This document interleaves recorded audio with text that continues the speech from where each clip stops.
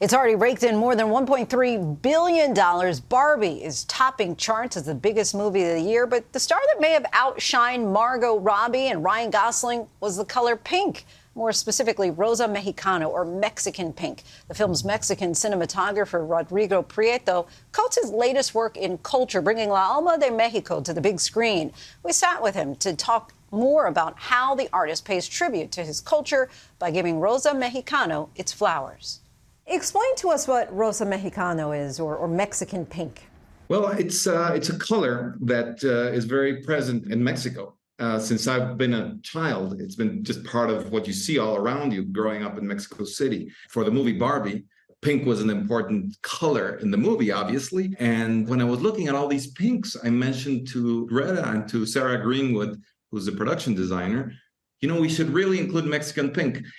And this is just because it's a color I feel close to, being part of my culture. And so then I showed them examples of this color, and they really were attracted to it. And it is a color that's been present in our culture from even the pre-Hispanic times, but it never had a name. And it's basically the color of bugambilias. And there's an artist, Ramon Valdiosera, who decided to include this color in costumes that he was making. He had a show in New York, 1949. And everybody was struck by this particular pink that he took from the bugambilias, from these flowers. And the journalists remarking on this color said, oh, we should call it Mexican pink. And then it stuck, the name stuck. And did you have any idea the role, the life that this color was going to take on in the movie? We certainly knew that pink was a theme.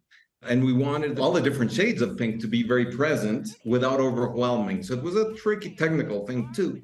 To be sure that these colors popped, we created a digital filter for post-production that's based on Technicolor, which is a technique of creating color in the beginnings of color cinema. Obviously, you've been making movies for decades now. This is not your first time bringing in a Mexican color. That is true. For me, color is very important just in general as a means of expression. Color really influences your perception as an audience of the scenes and what's going on. So I remember once on this movie 8 Mile with Eminem in Detroit. You ever wonder at what point you gotta stop living up here and start living down here? Look. The first thing I did when I arrived in Detroit was to go to the Detroit Institute of the Arts, where Diego Rivera's murals are. And there was this color present in his paintings of the auto workers, the industry.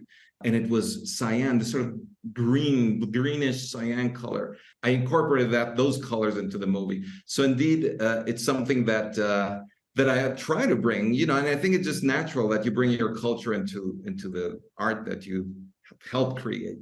Has it taken on a commercial value for you, or is it still very cultural when you see that particular Mexican pink? Culture just expands, the specific culture of different people, different countries. And I think that I find that the opportunity to showcase something from my culture in the work that I do elsewhere that's not in Mexico is a way of honoring my roots. One of your latest projects, you are partnering with Martin Scorsese again, Killers of the Flower Moon. Can you find the wolves in this picture? It's completely different to Barbie. Yes. So it was, not Rosa Mexicano pink. No Rosa Mexicano in that. Niukanska. Children of the Middle Waters. It's a very powerful movie about the Osage people, where there was basically a massacre of many people were killed, individual murders actually, because the settlers were trying to get the oil money that the Osage in Oklahoma, they owned the subsoil. So it's a powerful but dark story. So the cinematography is completely different. Barbie is full of light and full of color.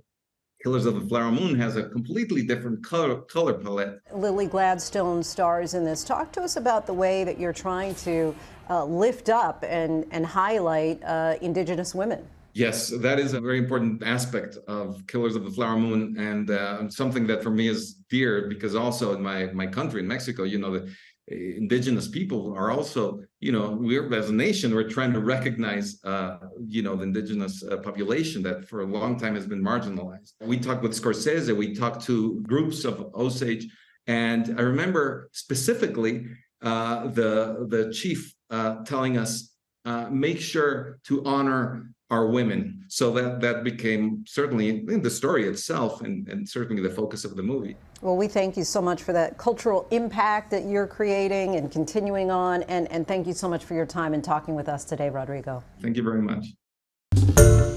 Hi, everyone. George Stephanopoulos here. Thanks for checking out the ABC News YouTube channel. If you'd like to get more videos, show highlights, and watch live event coverage, click on the right over here to subscribe to our channel. And don't forget to download the ABC News app for breaking news alerts. Thanks for watching.